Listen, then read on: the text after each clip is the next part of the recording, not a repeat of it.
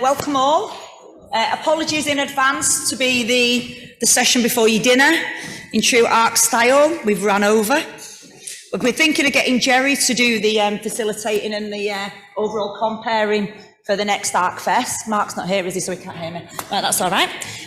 For those people that don't know me, my name's Paula Wheeler and I am the equitable-based, EPIC theme manager.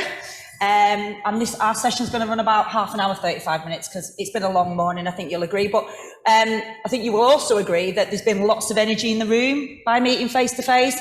I know some people have been anxious about returning and absolutely, you know, are fully appreciative of that fact. But some of the energy you just do not get online. You just don't. So all that serendipitous conversation, etc., that you might get, I used to call them coffee cup conversations or corridor conversations. There's been loads of them today. So I think it's been great. There's lots of energy, but I won't keep you as long as I can from your lunch.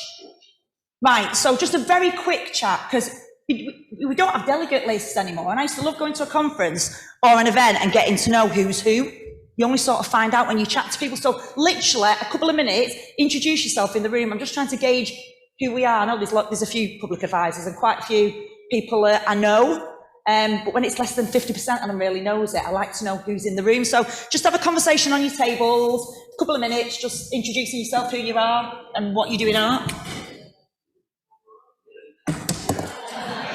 If people who are on the online chat want to introduce themselves through chat, I'm sure Claire's introduced herself and she's going to be facilitating the online session for those that are virtual. Thank you.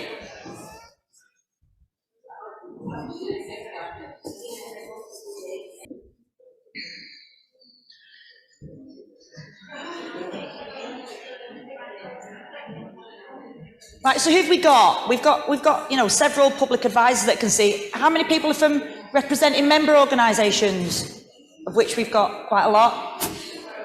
Health, local authority and our brain charity. Nice to meet you. I don't know you, but I know you do lots of stuff with Clarissa. We've got ELHT.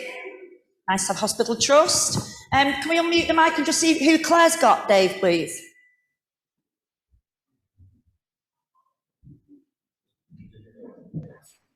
Hi, Claire. You've had a bit of a stressful morning. I'm glad you're all right now. Yeah, not too bad, thank you. Just to say, we've got a mix of ARC staff online and PhD students, some smaller organisations as well, which is great, and public advisors as well, so a good mix online too. Oh, thank you. Thanks for facilitating online at short notice. Thank you. Right, so the aim of the session, as I've said, is to just update you on some of the work projects that we're undertaking. So there'll be a presentation from Joanna in a moment and a colleague, Koza, online. And then the last 10 to 15 minutes, I'm going to do some activity with you. I've been dead excited about getting pencils and pens out and writing things down and Post-its. And we'll just pick up on some of what we call the 3 C's. But before we do that, Joanna, if you'd like to come and present the best bits. Oh, sorry, no, it's Koza first. Sorry, you sit down. Koza, are you there? Yeah, hello. Hi, can everybody hear me okay? Yeah, thanks, Koza. Okay, so I'm going to do an overview of some of our social prescribing research, particularly the focus on social prescribing and the impacts on health inequalities. Sorry, because I thought this, oh yeah, sorry, that's helpful. I was looking at the live presentation slides there. And just as a reminder for people, when we've been thinking about equity within our theme, and particularly what equity looks like for social prescribing, we've been thinking about it in terms of who accesses social prescribing, how they access and what happens when they're in the service, but also looking at the outcomes and what's being achieved for individuals. And we were looking at data that was specifically held on service users, but I'm not going to get into the detail of this, the previous research that we've been doing. There's a research bite, and I know it was circulated. It's also available on the ARC website. But just to highlight 2 of our key findings were around data gaps, particularly the wider determinants of health, and also they weren't being recorded routinely, and also there were certain groups that are less represented in the data, which were men, young people, and minority communities. And our stakeholders were particularly interested in understanding more about other data sources and how referrals might be impacting access. So we followed on a follow-on piece of work to that was a study looking at primary care data, and I think it was Peter that was talking about the EMIS data system earlier, but we've accessed data on social prescribing there around particularly who's being referred and who's declining social prescribing, the offer of social prescribing, and how that might link to our earlier findings. And there's data from 10 GP practices across the Northwest Coast that have been included in that. Again, preliminary findings around that reinforce some of the data gaps, but also enabled us to access some actual data on wider determinants of health. We're collaborating with the the UCLAN social I realised my slides have just changed. The the UCLAN social prescribing unit on that piece of work, and we hope to present at the next ArcFest with more information on that. And just to touch on some of our other collaborations and dissemination work that we've been doing, I was asked to be a keynote speaker at a conference that was organised by Salford University, and it was critical conversations around health inequalities and social prescribing. So it was an opportunity to share our findings, particularly on the wider determinants of health not being captured, but also thinking about equity across those 3 areas that I mentioned earlier about access and how somebody accesses, as well as the outcomes that are achieved for individuals, rather than just focusing on one area. And I'm also contributing to the development of a social prescribing toolkit, which is being developed by the Social Prescribing Hub at Salford University. And again, the focus is around health inequalities for social prescribing for a range of stakeholders. And our tips guide that we produced earlier, that some of you may be aware of, again, that was shared, but it's again available on the ARC website, which focuses on evaluating social prescribing with an equity lens and was shared with our wider stakeholders as well. But that will be now incorporated into this toolkit, particularly a section around evaluation and data collection, and enable sort of wider dissemination of that information more broadly. Another piece of work that I'm involved in is around a social prescribing book publication for a Springer publication. It's just a proposal at the moment, but we're hoping to contribute to a chapter on social prescribing and health inequalities, bringing together our research findings, and we're collaborating with a range of academics locally within the UK, and includes PennArc, but also researchers from Europe as well. And the chapter will have a focus on implications for research and policy and practice. I also feed into the UCLAN Social Prescribing Unit research working group, and they're exploring and developing a project around the community reach of social prescribing, so taking more of an asset-based approach and looking at the wider impacts of social prescribing in communities once somebody's accessed, and how that might filter through and what type of facilitators might exist for that. And another piece of strand of our work really is around outcome measures, and Mark talked about the social prescribing research and development network in the HCAL meeting, and it's been a point that we've discussed there around looking at appropriate and meaningful measures for social prescribing, but also we've linked into the Wales School of Social Prescribing Research, who've developed a wellbeing measure for social prescribing, and we're looking at opportunities of how we might pilot that within the ARC Northwest Coast, but also with particular groups, and particularly the UCLAN social prescribing unit are interested in measures for young people. So we're looking at opportunities for funding and how we might develop that work further. And just to move on to my final slide, which is around co-production, and our members and stakeholders and public advisors have been contributing to and shaping the work that we've previously done. But I've also been quite keen to ensure that our public advisors feed into some of the national work around social prescribing. And they've contributed to the minimum data set conversations that the NHS England are developing for social prescribing. But also more recently, 4 of our public advisors have been selected to be part of the National Academy for Social Prescribing co-production working group, and will be contributing to developing a co-production resource specifically for social prescribing. And they hope to launch that in late autumn, and we'll keep people updated on that and share the launch date. And finally, we plan to use our research findings to develop a grant application, particularly looking at some of the barriers around social prescribing and the particular needs of communities. And we hope to co-produce that with our stakeholders and members, and we've had interest from our third sector organisations, as well as academics and member organisations like yourself. So if anyone's particularly interested in developing this work further with us, then please do get in touch with me. And I'm conscious that this was a very quick overview of some of the work that we're doing, But my email address is there. I'm happy to pick up conversations, and do drop me an email, and I'd love to speak to you more about this work at k.con4@lancaster.ac.uk. Thank you. Thanks, Koza. Just stay on. Anybody got any questions? As Koza's just alluded to, a whistle-stop tour. Quite a lot of materials on the ARC website, and I know that Darren and Sean circulated a couple of our research summaries and our 10 top tips for social prescribing. Any questions? No? Joanna? Hi, so I'm Joanna Goldthorpe. I'm a research fellow with the EPIC team, and I'm going to talk you through some work that we've been doing with the Lancashire Violence Reduction Network, who I'll henceforth refer to as the LVRN. We're working on 2 projects for the LVRN, LVRN 1 and 2. We haven't actually got any findings just yet. We're actually knee deep in data and report writing at the moment. But I'm going to give you a few headlines as well as giving you a bit of background. So why are we as an applied health research network working with Lancashire Constabulary? Because that's our main collaborator on this. Well, it's because there's a directive from the Home Office for violence reduction units to take a public health approach. So, that seeks to improve health and safety of all individuals by addressing public health principles such as underlying risk factors, and using data to sort of form a plan around how to go about this.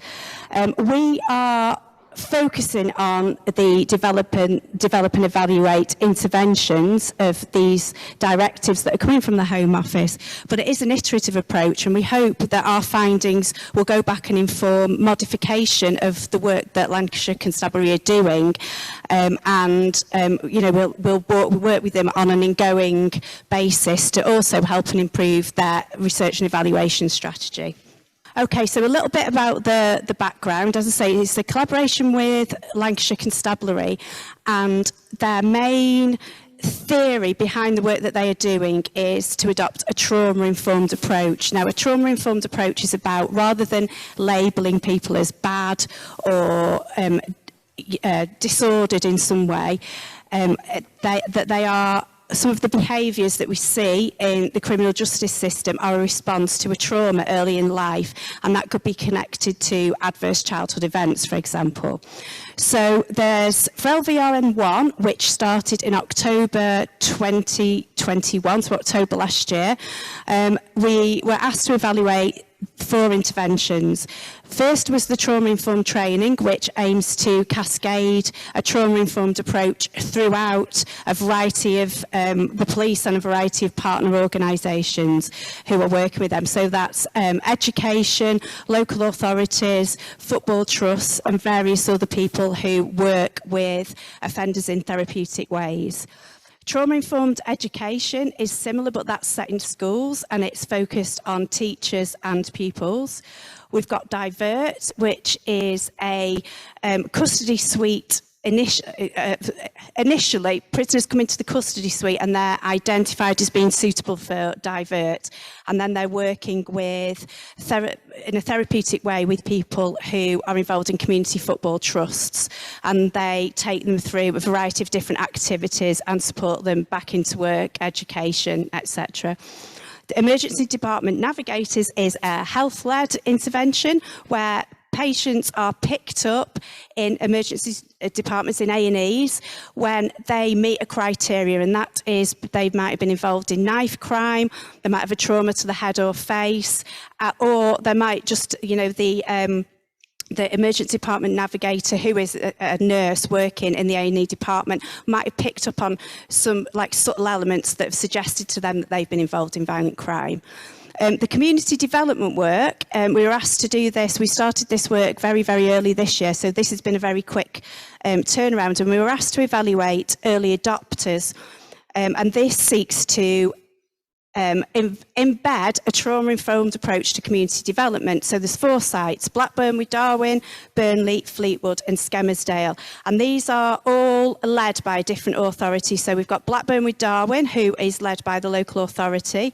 We've got Burnley, which is actually based in a primary school, Fleetwood, which is based in a high school, and Skelmersdale, which is a health-led approach. And this is a very, very early set of interventions to look at community development. And the aim of this is to, further on down the line, hopefully reduce trauma and violent crime within those communities. So we've carried out a mixed method evaluation. We've carried out qualitative interviews with key staff across each of these 8 work streams. We've looked at quantitative secondary data analysis of routinely collected data associated with each of those 8 programmes. We're pulling it all together using an implementation framework, normalisation process framework, and we've got the reports due for both of these 2 main pieces of work by the end of this month. So I just need at this point to give a shout out to all my colleagues involved in this. So Paula, who's co-leading this work, Koza Khan, Hilary Stewart and Fiona Ward, who are all currently analysing the data that we've collected for this intervention. So as I say, we haven't got any we're still carrying out the analysis and writing that up at the moment, but our early findings, these headline findings, are that trauma-informed approaches are valued and they seem to be acceptable throughout all the different organisations and workforces who are involved with the LVRN. However, there is a perception that this is all great work, but, I guess it's the universal question, what happens when the funding is withdrawn? So how sustainable is it? And, there can some real concerns about short-termism in terms of the implementation of this approach. The trauma-informed community work for these early adopters is very context dependent. So it depends on legacy work in each of the areas that are involved in taking a trauma-informed approach to community development, and it relies very much on motivated, experienced individuals. So, for example, the Blackburn with Darwin work, some of you might be familiar with their citizens' juries, and they've conducted a citizens' jury specifically for the Lancashire Violence Reduction Network. So that's something that's quite Blackburn with Darwin specific. So we might need to think about, what is context dependent in these approaches and what is sort of the universal principles of making this work. So the analysis, we're looking at what are the barriers and facilitators to implementing the trauma-informed approaches. Are they consistent? What are context dependent, as I say? And what are the key ingredients across all of the LVRN work streams? So, as I mentioned previously, what we are doing is embedding and supporting the LVRN to improve their evaluation strategy. So as well as looking at what the data is telling us, we're looking at gaps in the data and how data collection can be improved. So we're asking some of these questions. So, what data is your service department collecting? What does it look like? What are the gaps? How useful is it and how is it used? Are they data hoarding or are they making use of the data that they collect? What are the challenges, what are the challenges to getting this data? And I'm going to talk about a little bit more about this very briefly, because this relates to how do we involve clients. So we haven't got any public advisors as yet working on these projects because the LVRN have said that they want us to actually explore ways to involve people who've been involved in violent crime who are quite often traumatised. There might be some safeguarding issues, and what's the best way to involve them in qualitative research, and to get involved in public advising and co-production, and that's also going to be part of our findings. We might be able to answer a few of those questions. And also, what ongoing support can we, as a theme, as a Northwest collaboration, provide to support their and strengthen their evaluation systems? So I think that's again whistle-top tour. So thank you very much. Right, thank you. I think from my perspective, it's been a really interesting piece of work. So Lancashire Constabulary aren't member organisations of the ARC, but the Violence Reduction Network includes quite a lot of our member organisations, NHS trusts, third sector, local authorities. So it's been a really interesting piece of work where we want to explore going forward unusual suspects in this research space. I have to say, they've been a revelation to work with. They've given us access to everything. They've signposted us to people to interview, groups to go and meet. So quite an insightful piece of work. We're hoping once the reports produced for them next week that they're going to be part of a smaller, almost like a mini research development network. And I've been having conversations with ARC staff and some public advisors already, because we're hoping to put in an expression of interest for an NIHR public health research grant. Deadline 16th of August. And we were on a webinar a couple of weeks ago, and it was really interesting. This is the second time NIHR have offered this call out, and to date they've not funded anything. So we want to try and book that trend and try and see if we can get an interesting proposal together, which might get us some external funding so we can explore this area around essentially how we work with the police in an applied research setting. Right, so now is a bit of activity. I'm conscious that I'm seeing sandwiches and all sorts being brought on. So, cut to the chase. Not only are these 3 C's really important in ARC and sort of the broader work they do, they're pivotal to how we work in EPIC. You know, for instance, the LVRN work came about because somebody had heard somebody talk at something and somebody gave them a name, essentially. So it was all that 6 degrees of separation. I've heard you speak. I hear you're doing this. Can we have a conversation? So we're really well established connecting into the system. Sort of the system partners you know, and the system partners you don't really know. We talked a lot today about collaboration and co-production, and as I was chatting at the panel, you know, I think we're 2.5 years in the ARC now. We need to think about what is our effort going to be for the next 2.5 years. How can we improve, refresh? I've just been contributing in the PCCC theme, where again, they're looking to see whether the research priorities established in 2020 still have currency now, 2 years in a pandemic and a bit after, emerging ICS systems, different players, different NIHR infrastructure that's emerging. So we need to make what we do, I think, really current. You know, some public advisors will roll their eyes, Alan maybe in particular, because I always talk about where's the applied in the applied research. It's no good just doing it. How do we apply it? You know, we've got Caroline's team and colleagues doing implementation and impact. We really need to be demonstrating that in the next 2.5 years. Right, so the big 3 C's for us: connecting, collaborating, and co-production. Now, I'm going to go past this. I did have 3 activities, very short, speed dating type things to do, but I am conscious of time. So, in fact, I'm going to talk about the collaborating one. So on your screens. So Claire, I think you've got this as well, that we're going to cut to the second exercise about collaborating out loud. So people will see on their tables what's grandly called a collaborating out loud canvas. And I'm quite proud to say that I was part of conversations in developing this with a community interest company called Collaborate Out Loud. Some people would have worked with the founder, Claire Haig. She does stuff with the Innovation Agency. She's offered support to us in ARC and through the EPIC team, where we're trying to think about different ways of connecting, communicating. What does it mean? Where's the relevance of what we're doing, and how do we get people on board with us? So you can all take a look at the canvas. I'm testing it for Claire, actually. I think she's quite chuffed about this. So, 5 minutes. I want you to look at the principles and what's your reaction. Some of them words that are on there. We've got kindness, democracy. I think we might even have power. Think about how you might use it in the work that you do with ARC. You know, we've got public advisors who are saying, I'm really interested in getting more involved, or how can our voice be heard? You know, we've heard Selena talk about seldom heard groups and some of the challenges that offers once we've listened to some of their lived experience. What does that then mean in an applied research context?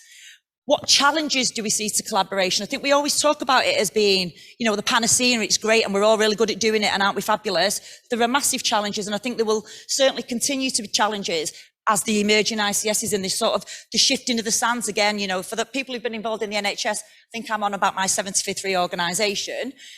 What does that mean? You know, people have talked about the legacy of people who change jobs, move. What does that mean for us when we're trying to do work that's place-based and place-orientated?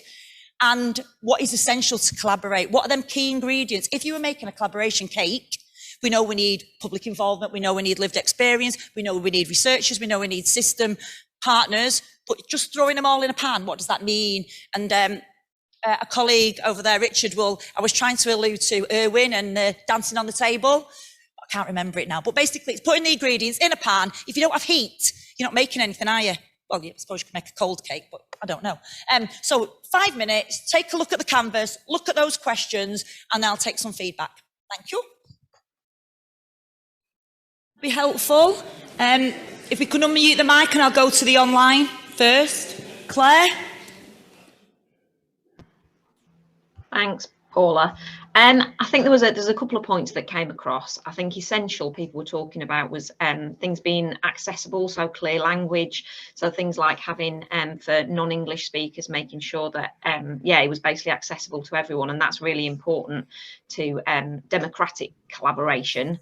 And I think also it's about meaningful people feeling that their contributions is feeling that your input's meaningful and that everyone's got an equal input. So a few points seem to be reiterated a few times actually. Thank you. I'll sort my mic out. Feedback from the tables. Alan, your table first, but you don't have to speak because you've done a lot of speaking today, haven't you? Somebody else. Alan made some excellent points, as always, that there were two things missing from this, and one was mutual respect, and the other was an openness and willingness to share. And he was commenting that sometimes researchers seem unwilling to share, but we were commenting as researchers that the system is against us. And if we might want to share, but then we're in competition with everybody else. So sometimes we can't. Really interesting. This is like maybe the first or second iteration of the canvas, but that willingness to share. Maybe we thought about it in terms of kindness, but they're different, aren't they? Make a note of that, and we might need to think about that. This table feedback. Yeah, we saw some nice sort of personal attributes in there, like kindness. Looking at the thing on the right, to me it looked like a PDSA type cycle. And then there's elements of logic model in there. There's quite sort of academic stuff in. Yeah, but it was created by community. Yeah, so there is some sort of crossover with the academic disciplines there, then, isn't there? Which we picked up on. We're not quite sure what the images mean, though. Okay, so that's got pictures of different things, but difference to me is about making a difference. So the picture doesn't seem, and I don't like the camera with making it real, because just because you've got a photograph of something, that's a mistake in this day and age, that's what real is. Photos on a phone or live streaming makes it real. Actually, that's not what makes it real. Excellent. What about challenges to collaboration then, notwithstanding the comments about the actual canvas? You know, challenges to collaboration in terms of not just the canvas, but, you know, what are the challenges for us within ARC around trying to collaborate? Any thoughts on that? I think we're not asking the right questions necessarily. So we don't get member engagement all the time as much as we'd like. And also the member organisations are fairly stretched. So they haven't been able to collaborate as much. So they've got competing things. And I suppose it does come back a little bit to, we live in the same place, but the reality for us is different. So we have different goals, different targets, different measures of success. And if you don't have those things aligned, then, you know, so. It's very profound just before lunch, this, isn't it? And I think I was just trying to raise, using sort of a tool, how problematic collaboration is, and we make so many assumptions about it being really easy. It's like that, we should be playing that Dire Straits. This table, thank you. Cool. Hi, I'll take the microphone because I totally monopolised the conversation, as usual.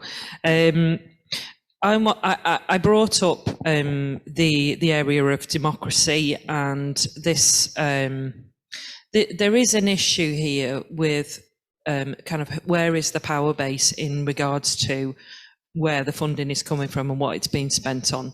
And just to reiterate what's been said previously, at the Brain Charity, we do not have a research and development department.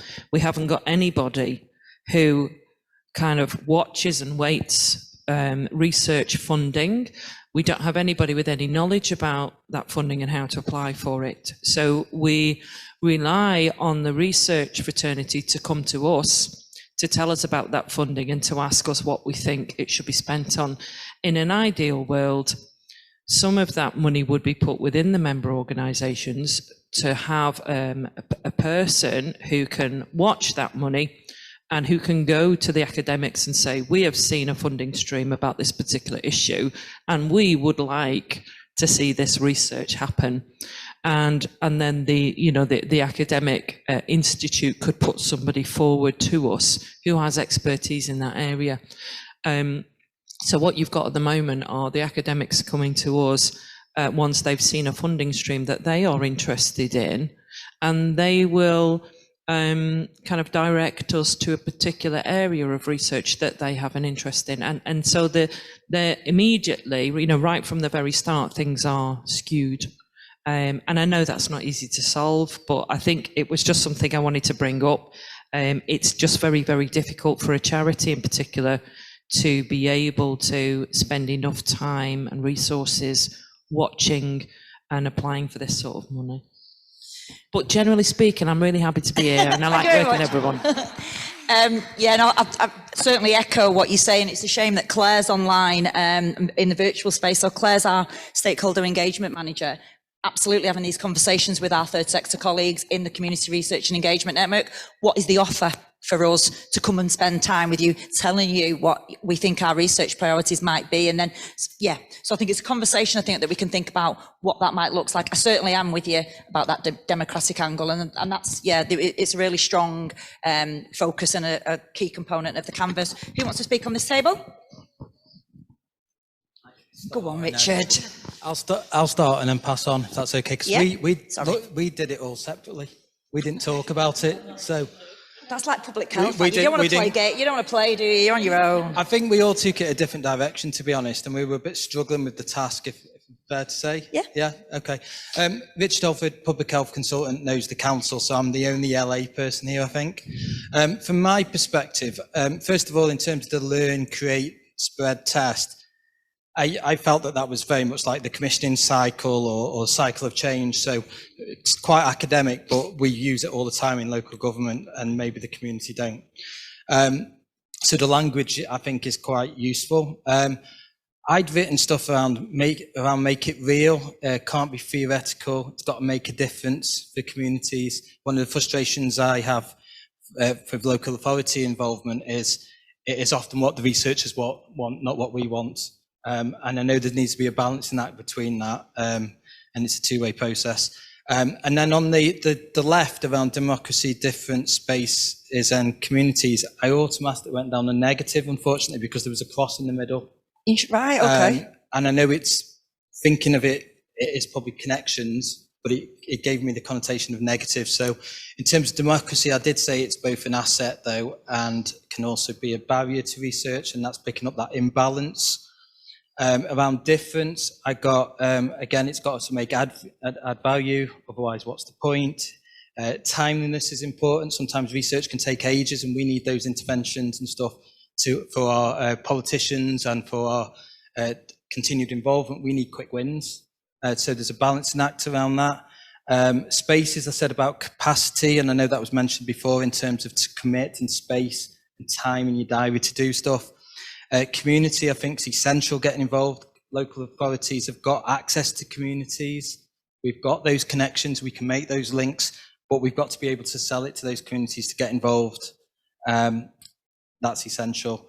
And that's openness and willingness. I think somebody mentioned that to share is really important. I think data is getting better in terms of access with this Cypher system and various things, but it has been a challenge, and that's enough for me. Do you want a health? Anybody else? Health and I think I went quite broadly, really, but thinking about my own organisation where I work currently. So I'm also an ACP like Abby, and for us it's about trying to get that wider engagement from that practitioner group in terms of what opportunities there are from a research perspective. And I think I have the luxury of working within an education research team currently, but that's only part-time. But I think sitting in both camps, for me, it's that benefits realisation to a lot of the developments that are potentially there. And I think that by showcasing that will allow that greater engagement, particularly from our senior leaders within the trust, and in terms of providing that time and opportunity. That seems to be our challenge in terms of that. So I might have gone very broad, but these are the things that are real to us in terms of negotiating that ideal job plan, which will allow that opportunity, and then collaborate really for that shared vision. I mean, the aim, it was just to provoke, essentially, and it's interesting about the diagrammatical things. It's actually a layered thing. So there's blocks of 4, you slice it in different ways and do different types of activity. But I just wanted to throw some of those words in the round just to see if they were sense checked for you. And last but not least, Sandra. Right, okay, mine's for Annette. I'm saying, we're talking about when the members and they have the researchers that are involved, but we as public advisors aren't involved in that part of the collaboration. So, for example, I've known the Brain Charity when it was neuro support. And so I've got a lot of history with the Brain Charity. I don't know what history that the researcher has that's connecting with the members. And I think we're missing a trick about what the input that the public advisors can put as well. And I suppose, again, we're talking about democracy, and Darren's put share. Is that democracy? And are we actually sharing our experiences, our knowledges, our support with the members? No, I don't think we are. And I think we're missing a really, really sort of important step. Thank you. Right, I am very much conscious of the time, and thank you very much for all your comments and your reflections. I think they're really worthwhile, and it's something that certainly in the EPIC team, and I know more broadly, we're doing lots of work with Selina's team around what does it actually mean. Sandra's comments are really pertinent, and I'll just leave you with just a very interesting statement. Joanna and I presented at the Lancashire Violence Reduction Network Trauma Informed Conference 2 months ago, and somebody just put a slide on, and there was lots of conversations about collaboration, co-production, public involvement, lived experience. Somebody just said relationships are an intervention, and we so undersell that. The power of talking to people and building that trust, creating that, that relationship, that, as you've just alluded to, you can't legislate for that. So my thought before lunch would be just think about that over lunch, what relationships you're building, what the connections you're making, anything that you want to reflect on after this, just drop us an email. Most people have got my email, I'll put it in. If Claire, you can put it in the chat as well, please. That would be great. Thank you very much, and enjoy your lunch.